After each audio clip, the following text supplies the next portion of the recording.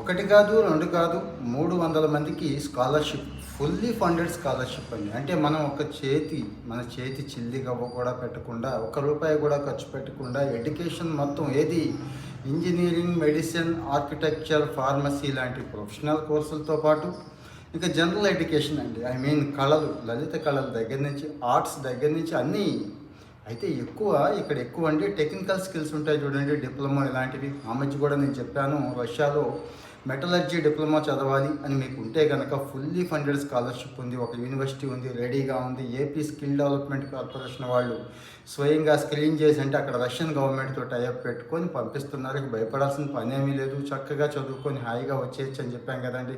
ఇక్కడ వెంటనే మీకు డౌట్ వస్తుంది, లాంగ్వేజ్ బ్యారియర్ అండి. అవును, రష్యన్ రాకపోతే చాలా కష్టం కదా, ఎట్లా అంటారు. ఇంజనీరింగ్, మెడిసిన్ లాంటి కోర్సులకి ఇంగ్లీష్ మీడియం ఉందండి. చాలా యూనివర్సిటీల్లో ఇంగ్లీష్ మీడియం ఉంది, ఇంగ్లీష్ ప్రొఫెసర్లు ఉన్నారు. ఇక రెండవది, రష్యన్ భాష రాకపోయినా పర్వాలేదండి, నేర్చుకోవచ్చు. కొన్నాళ్ళు అది నేర్చుకున్న తర్వాత కూడా వెళ్ళే అవకాశం కొన్ని చోట్ల ఉంటుంది. అయితే ఇక్కడ చాలామందికి ఒక డౌట్ వస్తుంది, ఇది గవర్నమెంట్ ఆఫ్ ఇండియాతో ఎఫిలియేట్ అయ్యి ఉందా అంటే ముందే చెప్పేస్తున్నాను, గవర్నమెంట్ ఆఫ్ ఇండియా ఇప్పటికైతే అనౌన్స్ చేయలేదు. అంటే ఇది మేమే పంపిస్తున్నాం, మేము స్క్రీనింగ్ చేస్తున్నామని చెప్పలేదు. కానీ రష్యా కాన్సులేట్ చెప్పేసిందండి, రష్యన్ ఎడ్యుకేషన్ మినిస్ట్రీ చెప్పేసిందండి. విద్యా వ్యవహారాల మంత్రిత్వ శాఖ ఒకటి ఉంటుంది, అంటే వాళ్ళే వీసా ప్రాసెసింగ్, యూనివర్సిటీ సెలక్షన్ అన్నీ వాళ్ళే చూస్తారు. వాళ్ళు చెప్పారండి, భారతీయ విద్యార్థులకి వెల్కమ్ అని చెప్పి వాళ్ళు చెప్పారు. ఎందుకు, ఒకవైపు ఏమో ట్రంప్ ఏ రకంగా బాధ పెడుతున్నాడో, నలకొట్టేస్తున్నాడు కదా మన వాళ్ళని, టెన్షన్ పెట్టేస్తున్నాడు. ఇప్పుడు ఓపీటీ పీరియడ్ కూడా తీసేయొచ్చు అని ఇదొక టాక్ మళ్ళీ. ఇక యూకే చూస్తే ఓవర్ క్రౌడ్ అయిపోయింది. అక్కడైతే ఏకంగా ధర్నాల మీద ధర్నాలు చేస్తున్నారు, మన వాళ్ళని వెనక్కి పంపేయాలి అని చెప్పి. దాడులు కూడా జరుగుతున్నాయి. కెనడా ఏదో కాస్త పర్వాలేదు అనుకున్నాం, కానీ వీసాలు ఏమీ ఇవ్వట్లేదు, రిజెక్ట్ చేస్తున్నారు. ఆస్ట్రేలియా పరిస్థితి ఇంకోలా ఉంది. అంటే మేజర్ కంట్రీస్ ఇవే కదా, కోస్తో జర్మనీ బాగుంది. కానీ జర్మనీలో ఫుల్లీ ఫండెడ్ స్కాలర్షిప్ అందరికీ ఉండదు, తక్కువ ఉంటుందండి. ఇప్పటికైతే రష్యా 300 మందికి అనౌన్స్ చేసేసింది. నేను వెబ్సైట్ వగేరా అన్నీ కూడా ఇక్కడ ఇస్తున్నాను. అయితే వేరే మార్గాల ద్వారా మీరు చేసుకుంటే కాదు, ఇలాగే చేసుకోండి. ఈ వెబ్సైట్ ద్వారానే చేసుకోండి. education -in-russia.com అని చెప్పి ఇచ్చారు. నేను ఇక్కడ ఇస్తాను, మీకు కింద కామెంట్లు ఇస్తాను, దాని ద్వారానే అప్లై చేసుకోండి. గ్రాడ్యుయేషన్ వాళ్ళకు ఉంది, పోస్ట్ గ్రాడ్యుయేషన్ వాళ్ళకు ఉంది, ఎంఎస్ అది చేసే వాళ్ళకు ఉంది. నేను రీసెర్చ్ చేస్తాను, ఫెలోషిప్ చేస్తాను అనే వాళ్ళకు కూడా అవకాశం ఉందండి. అంటే ఎవరి టాలెంట్ వాళ్ళది అన్నట్టు. ఏం చూస్తారు అంటే అకాడమిక్ మెరిటే చూస్తారండి, అంతకుమించి ఏం లేదు. రీసెర్చ్ వాళ్ళకైతే ఇంకొకటి చూస్తారు. మామూలుగా అన్ని కోర్సుల్లోనూ మీకు మంచి అకాడమిక్ మెరిట్ ఉంటే, అకాడమిక్ మెరిట్, మీ ఎక్స్పోజర్, ఇంకా పార్టిసిపేట్ చేస్తుంటారు కదా మీరు చాలా వాటిల్లో, ఇవి చూసి ఇచ్చేస్తారు అన్నట్టు. సో ఎంత అవకాశం మళ్ళీ రాదండి, ప్రతిసారి రాదు కదా.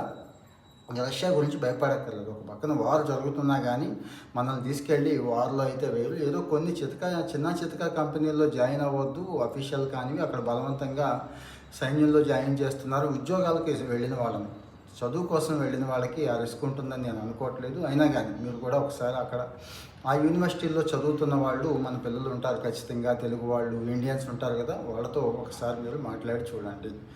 ఇక మరి రష్యా యూనివర్సిటీలని భయపడక్కర్లేదు, క్వాలిటీ ఉంది, ఎడ్యుకేషన్ క్వాలిటీ ఉంది, అక్కడ కూడా సీట్లు ఉన్నాయి, ఖాళీలు ఉన్నాయి. వాళ్ళ స్వార్థం ఏంటంటే అక్కడ చదువుకున్న వాళ్ళు, అక్కడ చాలా హెవీ ఇండస్ట్రీస్ ఉంటాయండి, చాలా పెద్ద ఇండస్ట్రీస్ ఉంటాయి, లేబర్ తక్కువ అక్కడ. మన వాళ్ళు అక్కడ పనిచేస్తారని, అంటే చదువు అయిపోయిన తర్వాత కాస్త మంచి జీతంతో అక్కడ సెటిల్ అవుతారనే స్వార్థం కావచ్చు. రష్యా ఎంత పెద్ద దేశమో తెలుసు కదా. సో మరి అక్కడ ఈ వనరులు భారంగా ఉన్నాయి, కానీ పనిచేసేవాళ్ళు లేరని చెప్పి మనల్ని రమ్మంటున్నారు, అక్కడ చదువుకోమంటున్నారు, స్కాలర్షిప్లు ఇస్తున్నారు. అలాగే మీకు తెలుసు కదండి, బ్రెయిన్ డ్రైన్ తెలుసు, మేధోవలస, బాగా తెలివి గల వాళ్ళు, చదువుకున్న వాళ్ళు అందరూ ఈ మధ్య అమెరికా వెళ్ళబట్టే కదా అమెరికా ఆ స్థాయి ఉంది. ఏ దేశమైనా అంతే కదండి. సో రష్యా మరి పసిగట్టిందేమో, రండి అంటుంది. చైనా కూడా మొదలుపెట్టింది ఆ మధ్య, ప్రత్యేకమైన వీసాలు ఇస్తాము రండి, ఏది హైలీ స్కిల్డ్ ఉన్న పీపుల్కి అంటున్నారు కదా. అట్లాగే ఆ కోణంలోనే చూస్తూ మరి రష్యా యూనివర్సిటీలు ఏవైతే ఉన్నాయో, 1-2 యూనివర్సిటీలు మాత్రం మినహాయింపు ఇచ్చారు. అంటే అక్కడ ఫ్రీ లేదండి, ఫుల్లీ ఫండెడ్ కాదు, మీరు చూసుకోవాల్సింది వేరే యూనివర్సిటీలు చూసుకోండి అని క్లియర్గా చెప్పేశారు. ఆ డీటెయిల్స్ కూడా నేను ఇస్తున్నాను. సో మరి మనం ఎడ్యుకేషన్కి సంబంధించి సమాచారం చాలా ఇచ్చుకుంటున్నాం కదండి, స్కిల్స్ సంబంధించి ఇచ్చుకుంటున్నాం, ఎడ్యుకేషన్ ఇచ్చుకుంటున్నాం. మరి ఇంత ఇచ్చుకుంటున్నప్పుడు ఇలాంటి మంచి వార్తలు మిస్ అవుతామా? అవ్వకూడదు కదా, అందుకోసం ఇది ఇస్తున్నాను. కాకపోతే నా సలహా ఏంటంటే 1-2 సార్లు చెక్ చేసుకోండి. దేశం చాలా దూరం వెళుతున్నాం కదా, అందుకే కాస్త అక్కడ ఉన్న ప్రీవియస్ పాత విద్యార్థులతో మాట్లాడండి. ఇండియన్స్ ఎవరైనా ఉంటే వాళ్ళతో మాట్లాడండి. ఇవన్నీ చేసుకున్న తర్వాతే వెళ్ళండి అని చెప్పడం నా సలహా.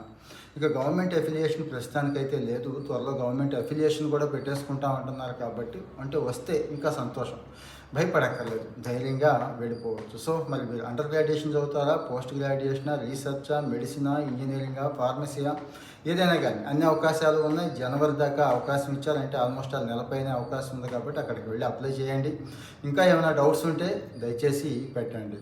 డౌట్స్ ప్రతిదీ కూడా పెట్టండి. మరి ఈ సమాచారం నచ్చుతుంది అనుకుంటే కామెంట్లో దయచేసి అది కూడా చెప్పండి. సమాచారం బాగున్నప్పుడు ఒక లైక్ ఇవ్వండి. నాకు కూడా కాస్త బూస్టర్ కింద పనిచేస్తుంది. ఇంకా ఎక్కువ విషయాలు మీతో షేర్ చేసుకోవాలనిపిస్తుంది. ఒక సోషల్ కాజ్ కోసమే మనం షేర్ చేసుకుంటున్నాం. ఎటువంటి ప్రమోషన్లు నేను చేయను, మీకు ఆ విషయం తెలుసు కదండి. సో ఇంకో మంచి వీడియోతో మళ్ళీ మీ ముందుకు వస్తాను.